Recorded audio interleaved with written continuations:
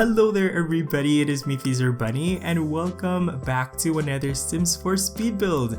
So today we're building a modern hillside villa here in Oasis Springs. This house has 3 bedrooms and 3 bathrooms, and obviously that name gives it all away. This house is built on a cliff featuring terrain tools. I'm so excited. I imagine this house to be the weekend home for a relatively small and successful family that works primarily in the entertainment industry. I imagine the family living here to really love throwing parties and social events and social gatherings, so entertainment really factored into the whole design of this house. But I'm just so excited to finally have terrain tools back in The Sims 4. I've always wanted these and I'm so excited to be able to show them off to you guys in this build. But before anything else, I do have a very special announcement I'd like to share with you guys. So earlier today, I just got a very special email from Sim Guru Kate informing me that I have been accepted into the EA Game Changers program. Yep, let's just take a second to let that sink in. I'm still so excited, you guys. I honestly don't know what to say. All I can say is thank you so much to the EA team and to all of the Sim Gurus for this amazing opportunity. Also, congratulations to all of the new game changers that made it today as well. I know that a bunch of my simming friends also made it, so congratulations to all of us. But you guys, you know what? Most importantly, thank you to all of you guys. None of this would have been possible without your guys' support for the channel and for all of the work that I do, so thank you. Really, this is on you guys, so thank you so much for this amazing opportunity that wouldn't have happened without all of you guys' love and support. So all I can say is thank you. I know for a fact that there's gonna be a lot of exciting things happening in the future, but for now, let's live a little bit in the present and talk a little bit more about this build. So, believe it or not, this is the very first thing I came up with the second I entered my game once I patched it with the new terrain tools. I was really surprised at how intuitive the new tools were. It's probably just me because I've already played previous Sims games that had terrain tools, but it didn't take me that long to get back into it, surprisingly. And to be completely honest, I feel like I had more of a struggle doing the landscaping than figuring out the actual terrain tools itself. I know that sounds really weird, but we'll get to it in just a little bit. But yeah, surprisingly, terrain tools were pretty easy to use. This was actually the first house I came up with the second I got to my game, and I kind of just kept building and building. I don't know what possessed me, but I just kept building and building and building. It was like, you know, unstoppable pretty much. But I'm really happy that I'm able to showcase this type of building process for you guys, because typically, you know, I would spend a lot of time developing my concepts and my ideas and working on it and perfecting it pretty much to the point that it's you know, flawless. This one is a beautiful house, but I feel like if I had more time, I could have made it even better. But you know, that being said, I really enjoyed building this because honestly, like I honestly don't know what possessed me, but I just kept going and going and going. But yeah, this is what I came up with, and I'm really happy with it. It's a completely functional, custom content free house, and I think I was able to showcase the terrain tools really well. That's actually the first thing I did when I got to this lot. Like, I was like, okay, you know what, let's test the terrain tools out and see what we came up with. One really interesting process I did while working on this build is actually the fact that the house itself is built from the back, working forward.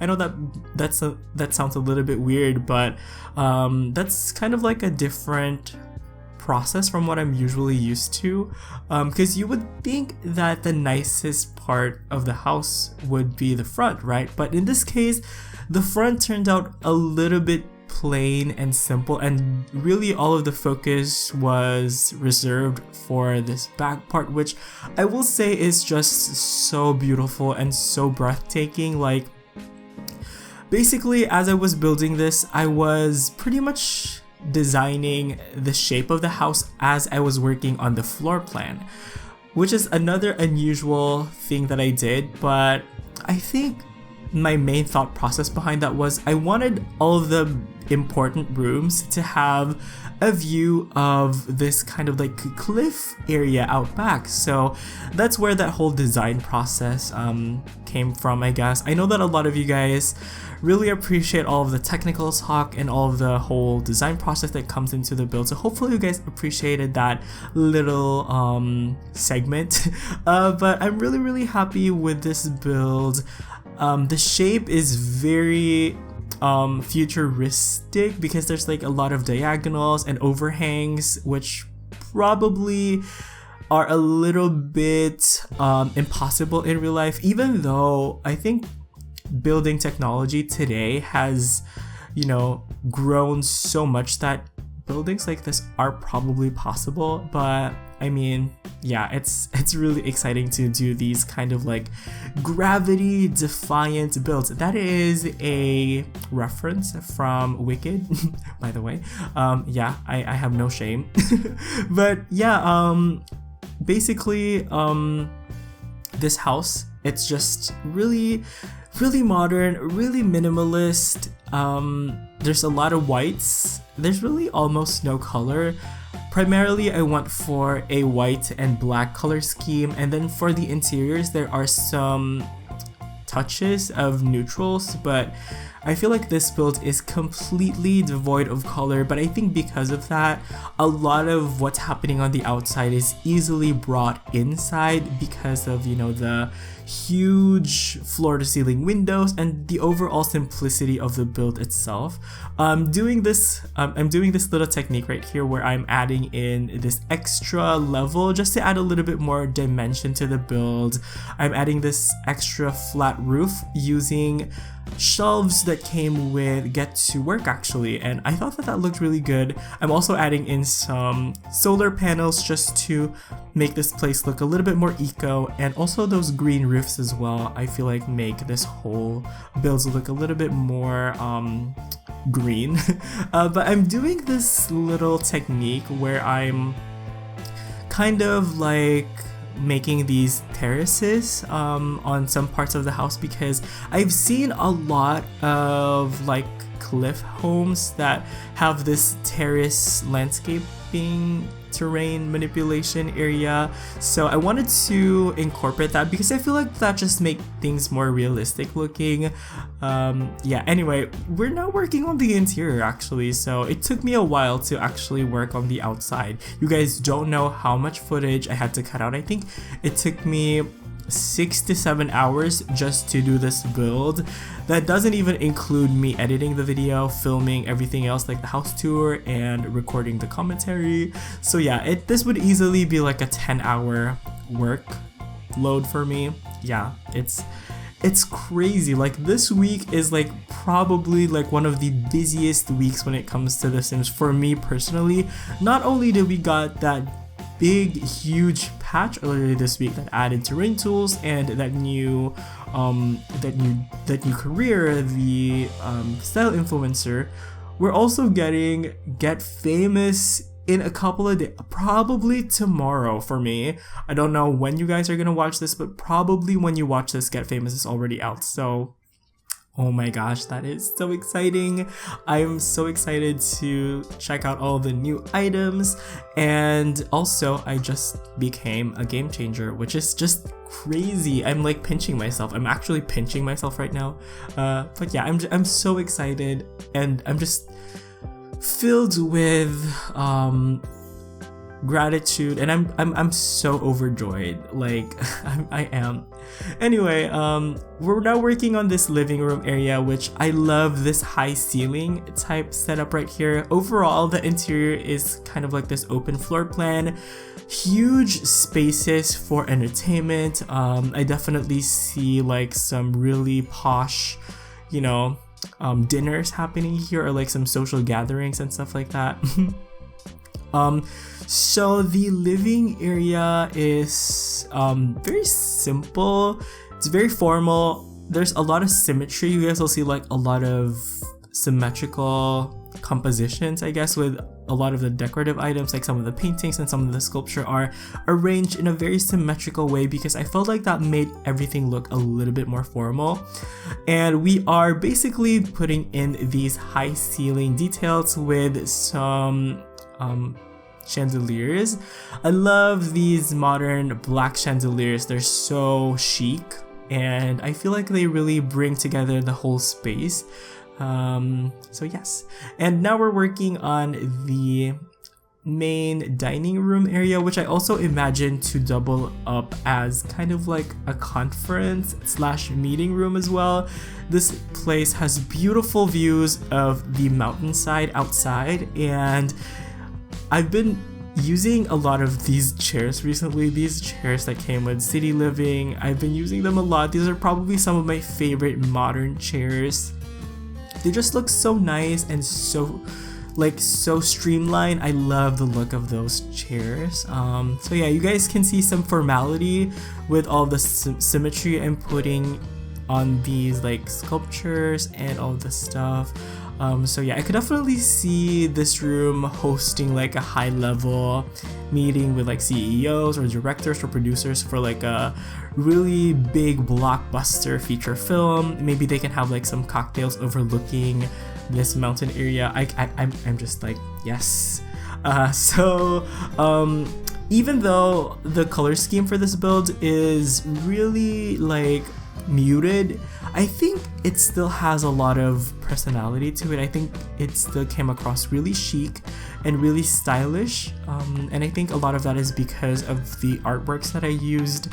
So I'm really happy with all of the modern artworks that I was able to use for this one.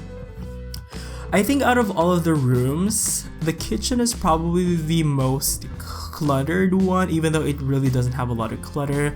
But I imagine the kitchen to probably be the place where the family would hang out most of the time. Like, nobody really eats at the dining room. Instead they eat over here in the kitchen because there's a little breakfast area, and this is just more of like a casual space for them to hang out and maybe, you know, bond over cooking meals or something like that. So yeah, the kitchen, it's very minimal. It's very like minimalist and modern and fresh. I don't know why, but fresh comes into mind because of all of this white and all of the light coming in from the outside. It's really awesome. And obviously I put in some domestic touches over there as well, such as that corkboard and that clock, just to make things a little bit more realistic. And for this kind of like breakfast nook, I decided to do something a little bit differently, using these bar tables, which are meant to be used with these bar chairs. I thought that was an unusual furniture to have on the breakfast nook. So I don't know, I just wanted to make things up a little bit. And yep, right now we're working on this outside party area. I say this as a party area because definitely I see this place literally being lit up at night and having a party and having a blast near the pool. So there's a bar. I cannot believe I just said lit. Oh my gosh, I'm actually slapping myself right now. The cringe is real. I'm sorry. I'm just so excited, you guys, from all of the exciting stuff that's been happening. So anyway, like, yeah, this area is basically more for like parties and pool parties. Do we have pool parties in The Sims 4? I think we do actually, now that I think about it. So that area had like a hot tub and a swimming pool. I wish we had diving boards. Oh, that would have been so awesome. We do have those diving platforms though, but I tried to incorporate them, but they just looked so weird. So yeah, I think diving boards would have been more awesome. But right now we're working on the master bedroom, and I will say that the master bedroom kind of scared me a little bit because it had such an unusual shape, and because of that I had to put the bed like on the center of the room, which I really like because it's a little bit unusual. I also did this little composition with this shelf that came with Get to Work and combining it with a dining table to make kind of like an L-shaped built-in desk that also attaches to the headboard. I really like that detail. Once again, it feels really cohesive with the rest of the style of this house, so it's really nice and modern and minimal, and I was really happy with how it came out. Right now we're working on this walk-in closet.